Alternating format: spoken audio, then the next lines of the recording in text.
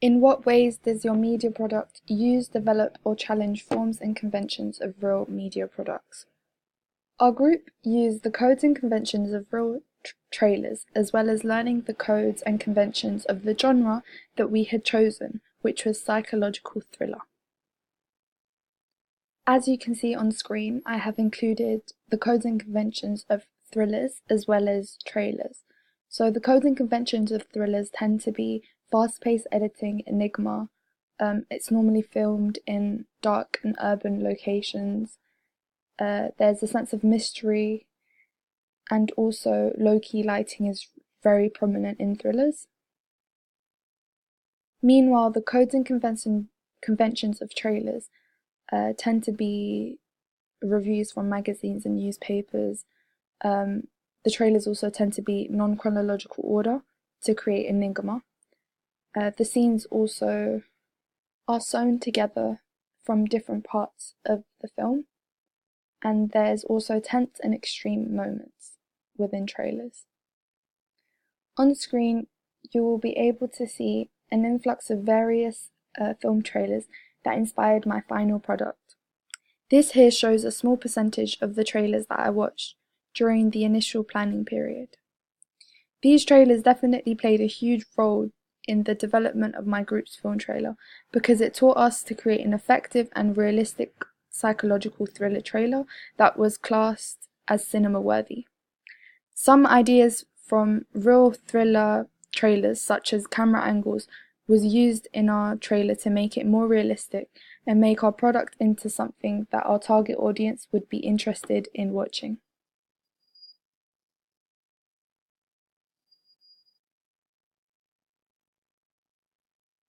Here is a screenshot of the inspirational trailers and films that have helped us develop our narrative and also the structure of our trailer.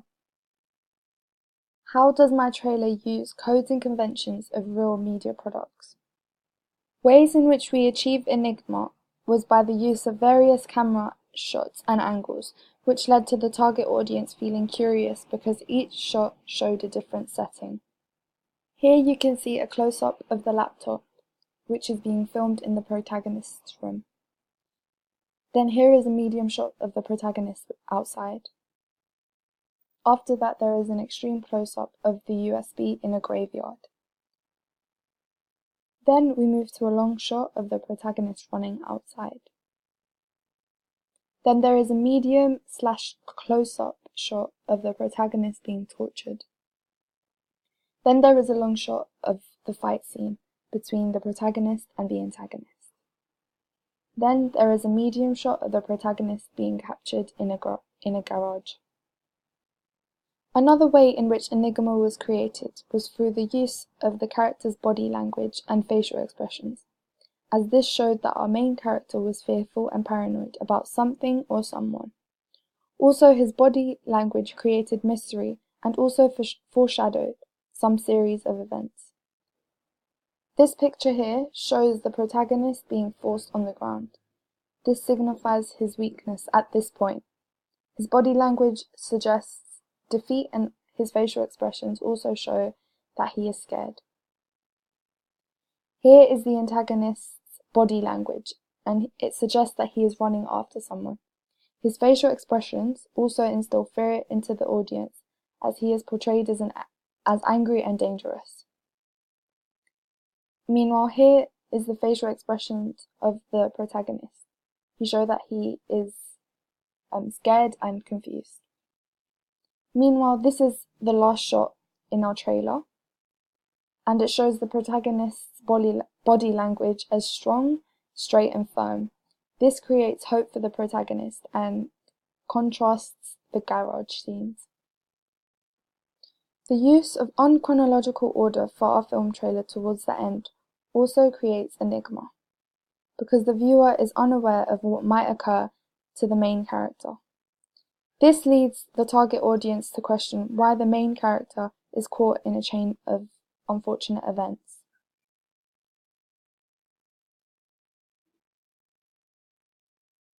As you can see, the protagonist at the moment is being tortured, but then this jumps to a scene where he is outside fighting the antagonist. This clearly shows that it is in unchronological order. Then we return to a scene where he is again in the garage. Again, it jumps back to him running away from the antagonist.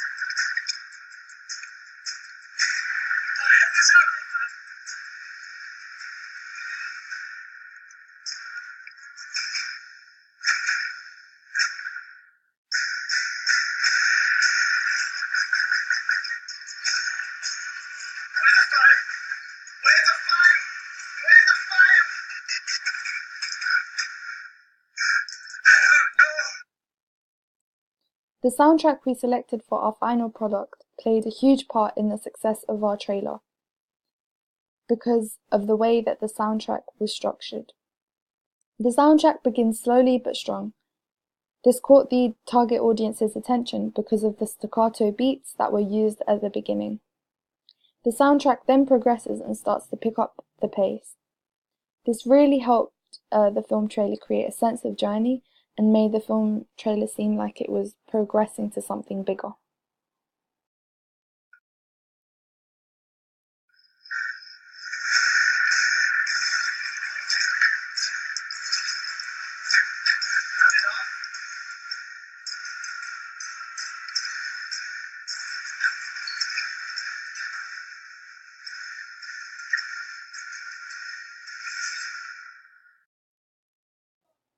This then led to the climax of the soundtrack, which consisted of an erratic orchestral music.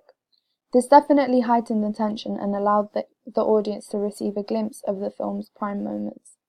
An advantage was that the climax was relatively short, and this gave us a time frame in which we would show our most interesting and eye-catching scenes in a short burst, but without revealing too much because our climax limited us. The soundtrack then reverts to a slower pace, but remains strong throughout. This really helped us create a trailer that flowed smoothly and that was similar to a real media product. The use of dialogue also drops subtle hints to the audience and let them know that some type of file is being tracked down by a government official.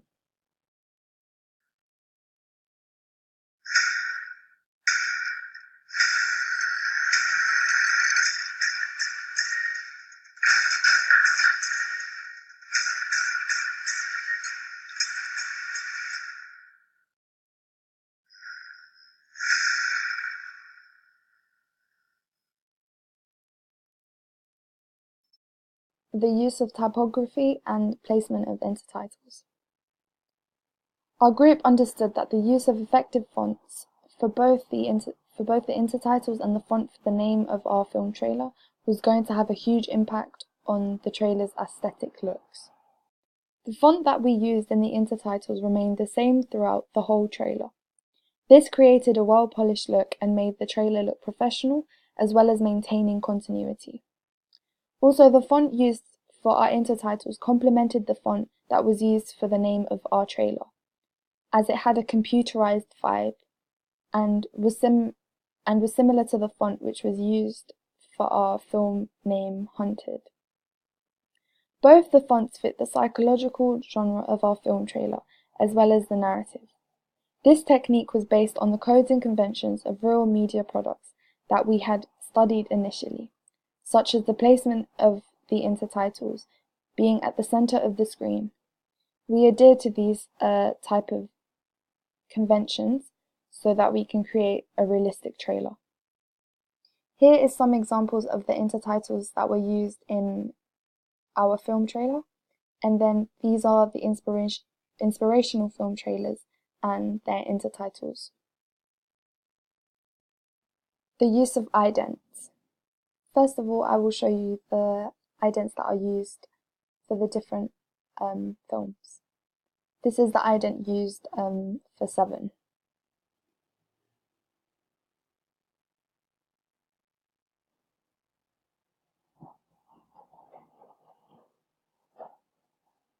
This is the ident used for Shutter Island.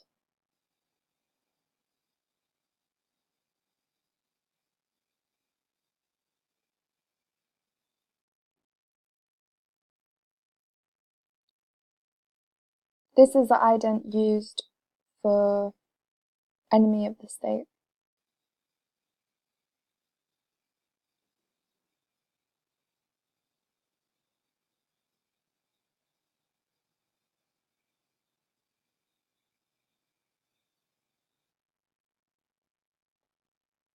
And finally, this is our ident that we created as a group.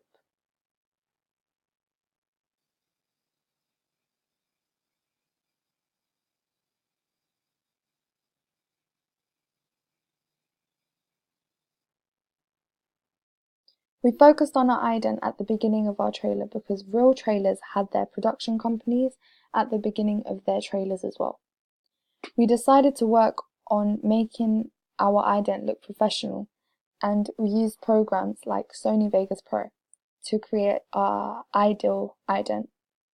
However, trailers briefly show their production companies, and we also adhered to this rule by making the duration of our ident as short as possible. The ident definitely made our trailer seem more professional. The introduction of characters and narrative. All thriller film trailers have a protagonist and an antagonist. This is how we introduced our characters. The antagonist wore a suit and was displayed to look like a hitman. Meanwhile, our protagonist was dressed as a normal teenage boy. He uses the normal type of clothing that teenage boys would use in our society. How does my trailer develop forms and conventions of real media products, and what could I have developed further? A successful part of our trailer was the development of our ident. We made sure to create an ident that complemented our film's trailer's narrative. We did this by creating an ident that says sending on the computer screen. This links to the narrative because our narrative consists of a teenage boy who transmits and hacks certified information into his USB. Also, the color scheme of green and black fits our overall look that we have in our film trailer. Editing. We also developed our editing by adding black screens. This made the transitions between scenes much smoother and added a professional touch to it. Black screens were especially useful for some scenes that we had filmed and they had ended abruptly, and this made the scenes look very untidy. The black screens therefore concealed any imperfections. However, the black screens also contributed to the suspense of our trailer and especially built up tension between the fighting scenes because the audience is unaware of what has happened. The black screens serve as a gap for the audience to investigate. This therefore increased our target audience's curiosity and convinced them to see the film. Something that my group could have developed on is the visceral response for my audience. Because I felt that our trailer should have made our audience feel an array of emotions such as being scared, upset, worried, and intrigued. However, I believe that we managed to make the audience feel worried and intrigued, but not so much upset or any other emotion. I wanted to achieve a similar visceral response of that of the film of Shutter Island, which provides the audience with a range of puzzling emotions throughout the trailer.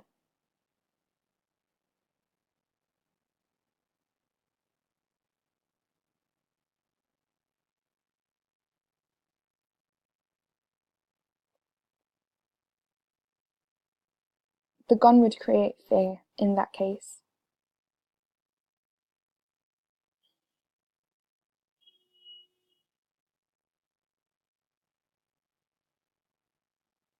Also, that would